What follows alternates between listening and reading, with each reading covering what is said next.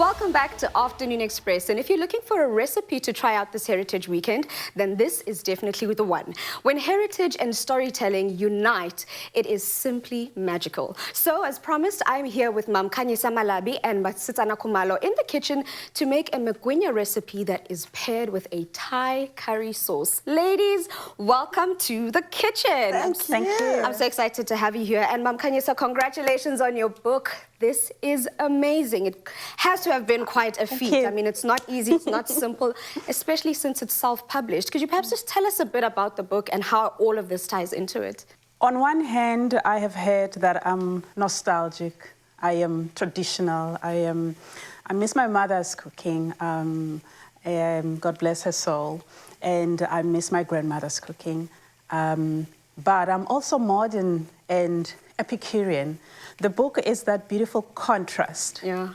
And all the recipes are that beautiful contrast. And so is my story. Oh, that is absolutely gorgeous. And on top of the book, which itself is amazing, I've been waiting to hear about this book.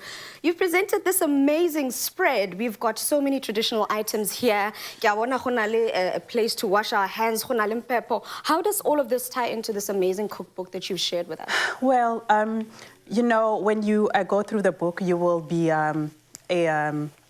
excited and you will escape because it is this extravaganza of art, of creativity, but that is so authentic, something that brings dignity to our people, starting from how we grew up with the ritual of washing our hands and burning impepo with pride, alongside the lovely candles and the exotic table setting. This was the first recipe that my friend Basi approved during the making of the book. Do you remember? Do you want to tell them about the incident? Absolutely. So when Kanye was writing the book and taking the pictures and doing the recipes and the samples, she always then used to have the food delivered to my house because she says, you're a tribe, so you need to sample everything and then tell me what you think. So this is indeed that first recipe that I said, French, we've got a winner here.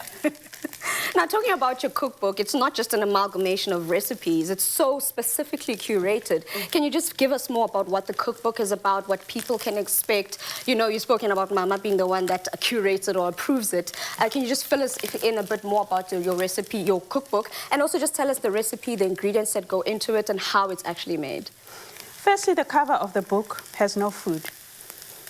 It entices your imagination in terms of what to expect. And then you get onto the book. It is a journey, a combination of my mother's cooking, my grandmother's cooking, and alongside my own recipes that are inspired by my travel. All right, friends, so what are we starting with? We start by caramelizing the onion. You know, an onion is the most simple ingredient that is so soulful and welcoming. And we have some garlic, some ginger. Let it simmer down and caramelize beautifully.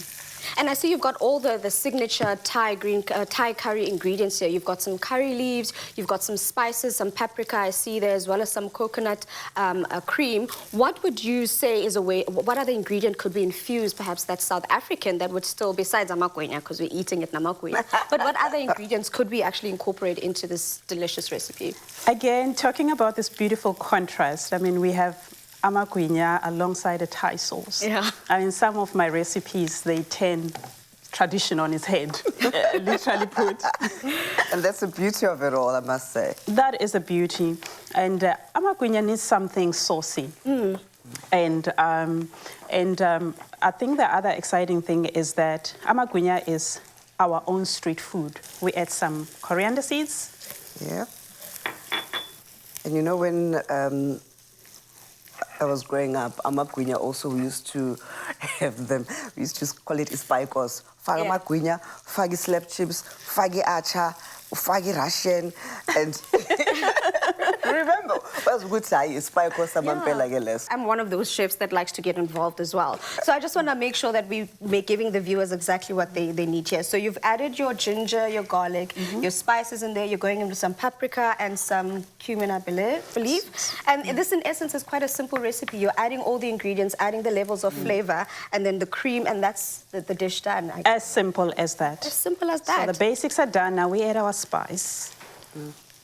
And this is also where you could add your own kind of spice, South Africa. If you want to add a bit of your own South African flavor to this Thai curry, you could definitely do that. But for Mena, this is quite a privilege to be here with these two amazing ladies. And if you too want to get your hands on this recipe, head over to afternoonexpress.co.za. What a privilege it has been to witness the fusion of culinary expertise and cultural storytelling from the pages of Khanyisa, a culinary storyteller. And if you'd like the opportunity to win a copy of this book, then head over to afternoonexpress.co.za and respond to the competition post by letting us know what dish will you be making this Heritage Day, and remember to use the hashtag #AfternoonExpress. The competition closes on the 25th of September, Monday at noon. T's and C's apply and can be found on afternoonexpress.co.za.